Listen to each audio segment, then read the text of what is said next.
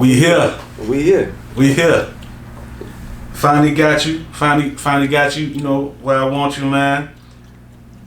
Troy Lawrence. That's right. Nino. Guy.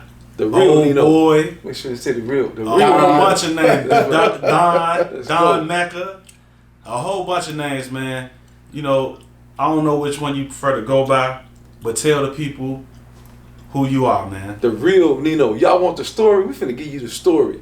The truth, the whole truth, nothing but the truth. Okay. Today, I've been home 2.5 years. I've been waiting, breathing, doing push-ups, pull-ups, doing it all, saying, hey, it's time to go. And right now, today is the day. Today is the day that the truth comes out. For sure, man. So, which one you prefer to go by? The real Nino, because the other one, you know, The real we ain't doing no snitching, no cooperating. We ain't doing none of that. So we ain't doing none of that. We separating ourselves from all the fake and the phony today. Who you got here with you today, man? I got my cousin here with me, man. Yeah. Yeah, undisputed champ. You know what I'm saying? For the fact that, you know, we went to trial, and if anybody know about the feds, ain't nobody beating the feds. Ain't nobody beating the feds now. If you beat the feds without cooperating, if you went to trial and you got a not guilty verdict, nobody done that but God. And God is sitting here right now. Yes, He is. In the presence, because God's favor is upon him.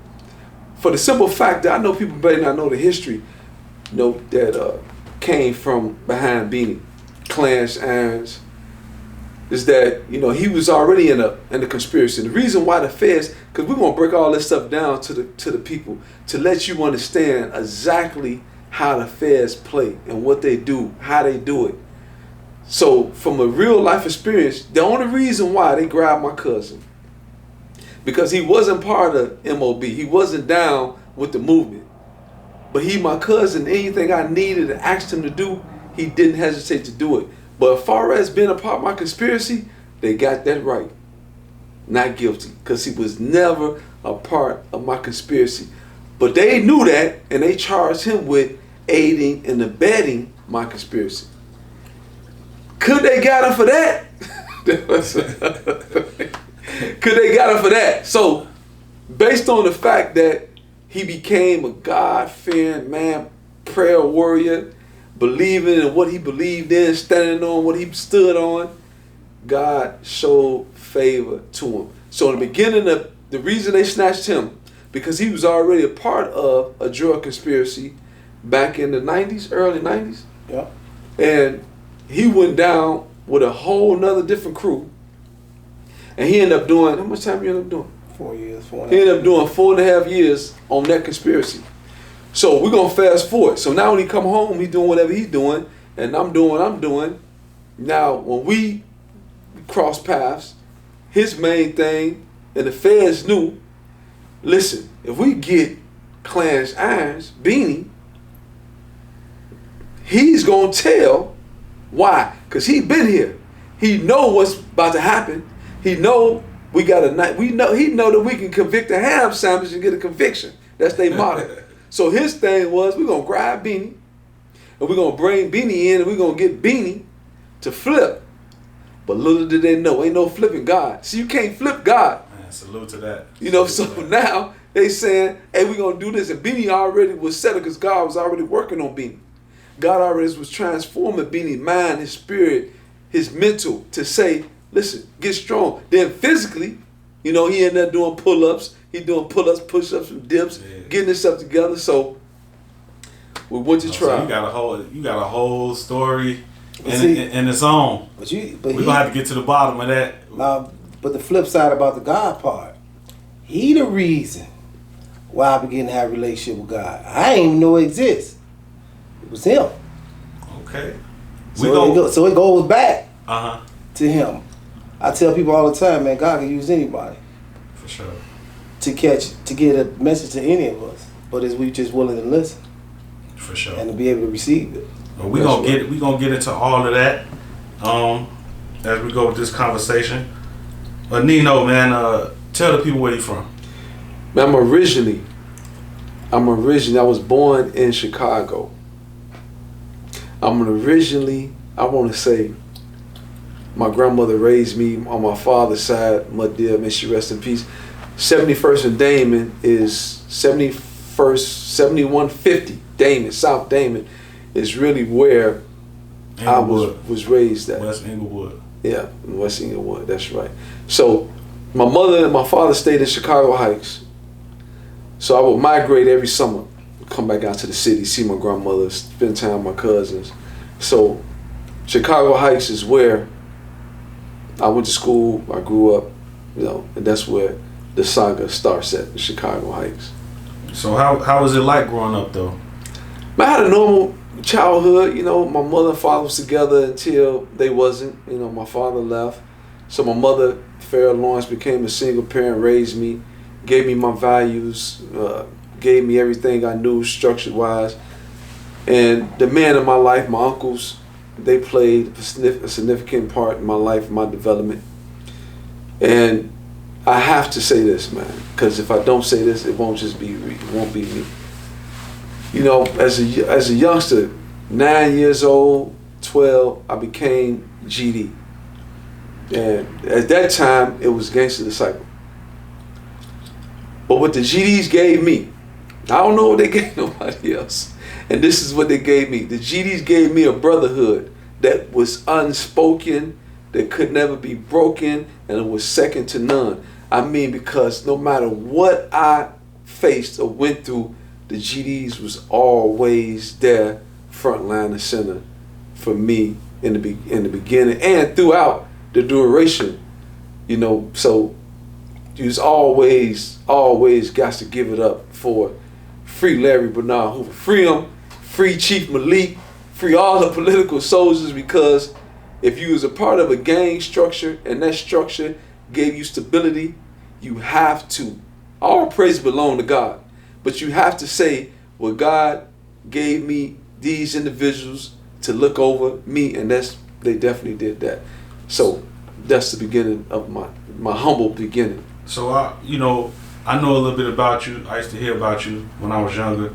And your name always came up kind of in like a leadership role with the GDs. Like, could you go and tell us a little bit more about that? We started from the bottom of the barrel when it was real, when blood in, blood out. You had to earn your stripes, and you had to be standing on the principles that you was taught. And from the very beginning, that was the whole thing that came down when you think about how an individual elevate. So, when it came down to the structure, I was obedient to the call of the structure, and that's how you moved up, learning how to, when something is being said, you know how to keep your mouth quiet and do what you've been told, and throughout that time frame, leadership just always came up, and I was always able to elevate quick, fast, and in a hurry.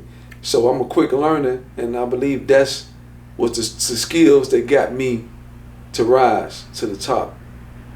I definitely learned by example, and that was the beauty in growth and development, definitely. So when you first, what was it when you first jumped out the porch? What made you was like, okay, I'm out here? What was the transition going from just regular kid to I'm off the porch? That's a good question, man. That's definitely a good question.